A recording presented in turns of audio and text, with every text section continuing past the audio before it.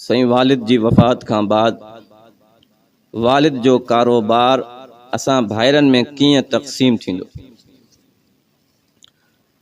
जॾहिं को माण्हू वफ़ात करे वञे थो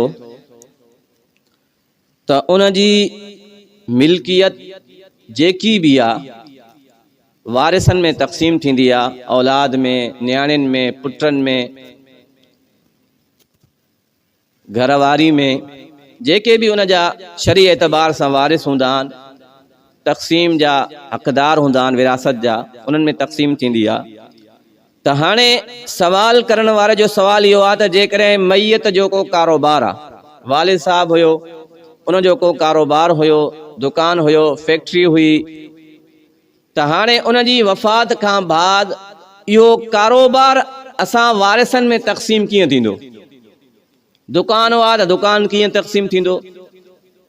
फैक्ट्री आहे त उहा कीअं तक़सीम थींदी? इन में बाज़ माण्हुनि खे इहा ग़लतफ़हमी हूंदी आहे त मैयत फोत थियो, हाणे हर शइ वेचे करे पैसा तक़सीम करणा आहिनि। ढोर ढगिया वेचो, दुकान वा कारोबार ख़त्म करे पैसा विरायो, ईअं न आहे। जेकी शइ जंहिं कंडीशन में आहे उहा शइ उन कंडीशन में तक़सीम करणी आहे। ज़मीन आहे त ज़मीन वेचे करे पैसा तक़सीम न आहिनि करणा। मसलन 5 भाइरनि, 4 भाइरनि खे ज़मीन में दिलचस्पी आहे, हिकिड़ो चए थो त ज़मीन वेचो, मूंखे पंहिंजो हिसो ॾियो। कारोबार आहे, हिकिड़ो भाउ चए थो इहो कारोबार ख़त्म कयो, मुंहिंजो हिसो मूंखे पैसा ॾियो, कैश में ॾियो। त ईअं न थींदो, बल्कि कारोबार जे अंदरि उन शख़्स खे प्रॉफिट में हिसो मिलंदो, उनखे ओनरशिप मिलंदी, शेयर मिलंदा। वॾो कारोबार आहे, फैक्ट्री आहे, त उन 5 भाइरनि जी उन में हिस्सेदारी हूंदी। कारोबार उअं ई हलंदो जीअं वालिद हलाए पियो।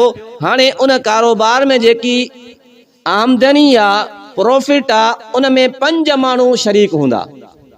पहिरियों वालिद उन फैक्ट्री जो मालिक हुयो, हाणे इहे 5 भाइर फैक्ट्री जा मालिक आहिनि, सभिनि खे बराबर ओनरशिप मिलंदी। प्रॉफिट में 5 ई भाइर बराबर जा शरीक हूंदा। त इन में ईअं न आहे त इहा फैक्ट्री वेचो पोइ पैसा विरहायो, ज़मीन वेचो पैसा विरहायो, ईअं न आहे। जेकी शइ जंहिं कंडीशन में आहे उन कंडीशन में तक़सीम करणी आहे।